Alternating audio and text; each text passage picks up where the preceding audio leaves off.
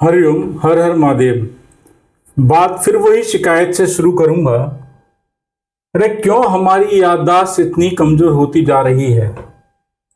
हम किसी भी चीज को 90 दिन के अंदर भूल जाते हैं।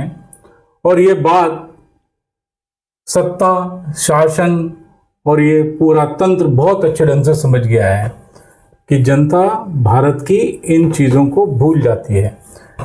आपको ध्यान है कि प्रियदर्शनी मट्टू एक कांड 80-90 के दशक में दिल्ली में हुआ था। क्या हुआ उसका? आपको नहीं पता? आपको पता है जेसी का हत्याकांड हुआ था मेहरौली? क्या हुआ उसका? कुछ याद है आपको? आपको याद है नैना साहनी का तंदूर कांड हुआ था अशोका यात्री निवास कनॉट प्लेस में? क्या हुआ उसका? उसके दोषी कहां हैं? नीतीश कटारा कांड, निठारी बच्चे, छोटे बच्चे, उनके मांस खाने वाले कहां हैं? आयुषी हत्याकांड कहां है? भोपाल व्यापम घोटाले, चारा, कोयला, कॉमनवेल्थ जिसमें कहा जाता है कि 500 करोड़ के आसपास का घपला हुआ था, कहां है? क्या आपने अपने आप को कभी ये पूछा कि हम क्यों ये भूलते चले जाते हैं? हम खबरों की तरह पढ़ते हैं और भूल जाते हैं। और जिन्होंने ये काम किए होते हैं वो अपनी जिंदगी को सुकून से, बेपरवाह और बड़े इज्जतदार तरीके से जी रहे होते हैं।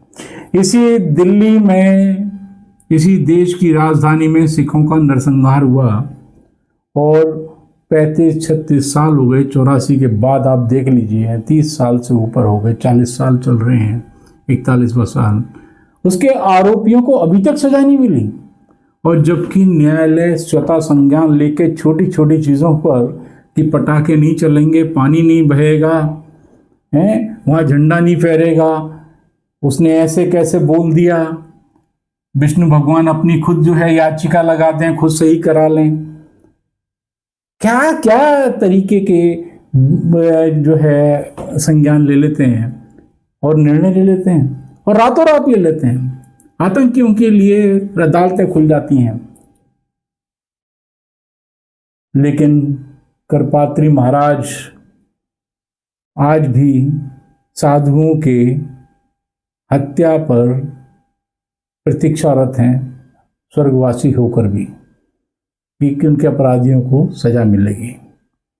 संसद भवन पर हमला करने वाले कहाँ हैं? उनके उसमें शहीद हुए लोगों के परिवार का क्या हुआ? नहीं पता ना। यही आपकी याददाश्त की कमजोरी है। आप पढ़ते हैं और फिर भूल जाते हैं और 90 दिन बाद आपके मेमोरी से, आपकी याद से वो चीज़ गायब हो जाती है। इस देश में न्याय उनको मिलता है जिनका रसूख होता है।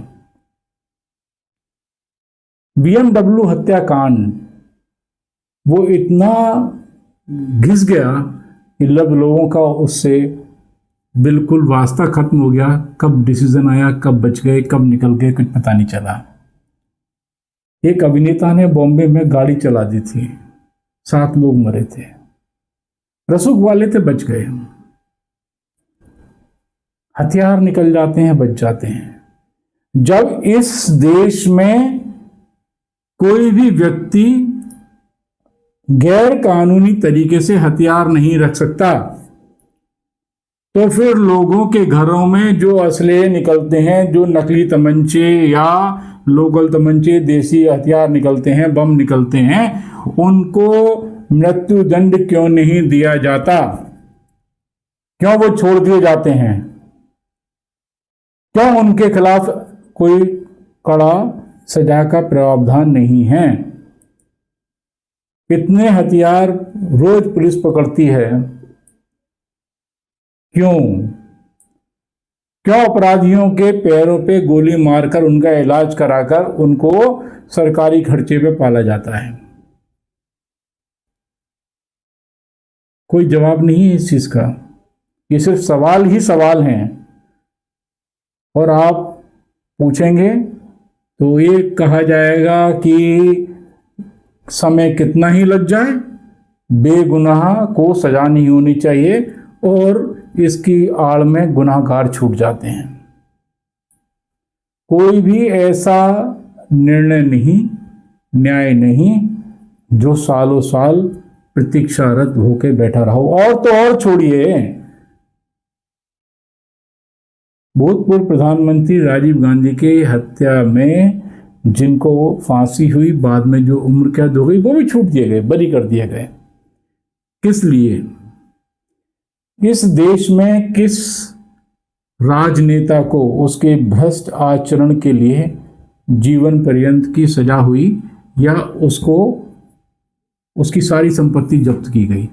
उसने तो घोटाला करके संपत्ति कमाई, अधिकारियों ने घोटाला करके संपत्ति कमाई और माना उन्होंने 2 साल 5 साल की जेल गाड़ दी, लेकिन उनकी पीढ़ियां तो उस पैसे को भोगती रही ना। कितने राजनेताओं के बच्चे आज हजारों करोड़ के मालिक हैं। कुछ उप मुख्यमंत्री भी रहे, कुछ उप मुख्यमंत्री भी रहे, कुछ केंद्रीय मंत्री भी हैं। कहां से आया इतना पैसा? और आप भूल जाते हैं सब। याद रखना पड़ेगा आपको, अपने अंदर ये ज्वाला बिल्कुल जलाकर रखनी पड़ेगी। पूछना पड़ेगा कि हिंदुओं के साथ में ही ये दुर्भावना क्यों, और हिंदुओं में भी सवर्णों के साथ। इस देश में नीचे से ऊपर तक हर विभाग में, सत्ता में हो या अधिकारियों में हो, सवर्ण सबसे नीचे है। सवर्ण की जरूरत कहां पड़ती है? जहां वैचारिक होता है। सवर्ण की जरूरत कहां पड़ती है? जहां आपको इलाज कराना होता है। इस देश में एक ऐसा कानून होना चाहिए जो आरक्षण से पैदा हुए लोग हैं, आरक्षण से जिन्होंने जो है चिकित्सा किया है या अपना जिस फील्ड में है वो उसी फील्ड के नेता से काम पड़े तो वहाँ ही इलाज कराएं। कोई अगर नेता बीमार होता है तो वो आरक्षित नेता के पास में ही इलाज कराने, डॉक्टर के पास ही इलाज कराने जाए। आरक्षण उसको वहाँ भी देना चाहिए। सिर्फ राजनेताओं का चिकित्सा भारतवर्ष में ही हो, अधिकारियों की चिकित्सा भारतवर्ष में ही हो, उन्हें बाहर न भेजा जाए और उनका उपचार, उनकी शल्य चिकित्साएं, उनकी सर्जरी सिर्फ आरक्षण से बने हुए डॉक्टर ही करें। इस तरीके का प्रावधान होना क्यों नहीं है? उन्हें पता है कि मर जाएंगे, लेकिन सिर्फ सत्ता चमकाने के लिए आप सर्वोच्च पद से लेके और नीचे तक आप देख लीजिए क्या हाल है। आरक्षण इस देश को खा गया। अब तो कुछ दिनों बाद हालत ये होने वाली है कि ये कहा जाएगा कि भाई साधु संत भी आरक्षण वर्ग से आने चाहिए। बहुत बुरी हालत है। हम नहीं चेत रहे, हमारी याददाश्त कमजोर है, हम हर तरफ से दबाए जा रहे हैं। अरे सोच के देखिए, किसी भी संस्थान की फीस लाखों रुपए में है सवर्ण के लिए, और जीरो या कुछ नगण्य या बहुत ही कम SC ST के लिए। अरे क्या सवर्ण होना धनवान होने की निशानी है? कहां से लाएंगे उसके माँ बाप? और उसमें भी उनको आप जो है आरक्षण के तहत बाहर निकाल देते हैं। बहुत बुरी हालत कर रखी है इस देश की, समाज की। चेतना होगा, जागना होगा। धर्म परिवर्तन हो जाता है, सरकार मौन है। लड़कियां गायब हो रही हैं, सरकार मौन है। एक इश्तहार छपा दिया, गुमशुदा की तलाश, गायब, पता ही नहीं कहां है। कोई पूछने वाला नहीं, कोई जानने वाला नहीं, कोई जवाबदेही नहीं। हमें क्या? बस यही तो हमारा वीक पॉइंट है। हमारे घर में आग नहीं लगी तो हम जो क्यों बोले?